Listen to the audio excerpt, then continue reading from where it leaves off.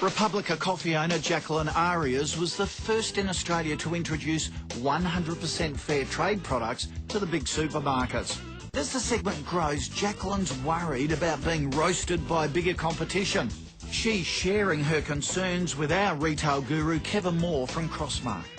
What I find challenging right now is that as more people enter into that space and compete alongside with us, I'm scared of waking up tomorrow and finding that one of these multinationals has thrown a massive budget behind its marketing campaign and is going to wipe away all the hard work, all the sweat and tears that I've poured into this. How do I do it? Okay.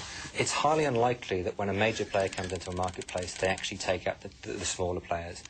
Generally speaking, what they do is they grow the size of the cake. The analogy I use is that when a large amount of money comes into a space, the bathwater starts to rise faster. Your challenge is, as the sector grows, is to hold on to your market share. If the sector grows by double because huge amounts of money is spent on advising people about this new sector, then your business will double. Does that make sense? Yeah, it makes perfect sense. It's interesting. It ain't easy. Yeah, it's interesting because Cadbury, for example, have launched Fair Trade Dairy Milk Chocolate Bar, which is their #1 selling chocolate bar, and they've converted that to Fair Trade. But they've kept very quiet about that, and the talk is that there was a lot of people who got up and on social media and talked about the fact that they were doing this with one chocolate bar, but what did it say about the rest of what they do? It's always an issue. As a brand marketer, whenever you say new, what was wrong with the old? It's a dichotomy that every marketer struggles with every single time. Things have to move on and people have to move on. But what they're doing is already they're getting people to, shoppers to be more aware of the concept of fair trade. And shoppers will say, well, Cadbury doing it, Republica have been doing it. Okay, I understand now. I'm getting the message better.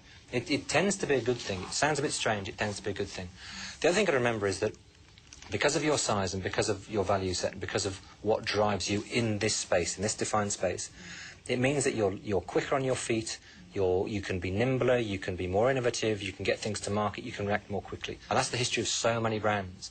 You know, Vegemite's a funny brand. It still has space to play in the craft world in a way that, you know, people wouldn't believe. They do. We have a 100% commitment to fair trade. Therefore, none of the products that Republica develops is non-organic or non-fair trade. We are true to what we believe in.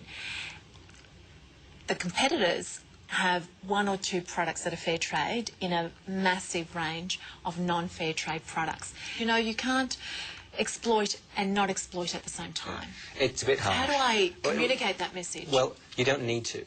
So everything that you have that's fair trade, if you go back to the 3 principles you talked about, fair trade, organic, and it just tastes good. You know, if you stay true to those 3, everything that you do will be that way. It is very difficult for a very large company to turn around and change its supplier base overnight to become fair trade. Over time, they will do the best they possibly can to make sure that the developing world, whether it be Asia or Africa, or no matter where it is, will get the best deals that they can, but they can't do it overnight. But you're in that space, so don't worry about them coming to take from you. They're actually adding to it. They're educating. With their dollars, they're educating the market about fair trade and doing the right thing. They're educating the market about organic and tasting good. So just focus on what we're doing and what we're doing right. Absolutely. Not blindly. You know, we always need to be looking around. We always need to be looking for patterns and learning from people. The fact that you travel, you walk Whole Food stores in the US and you look at what's happening in Europe and look at what's happening in Asia.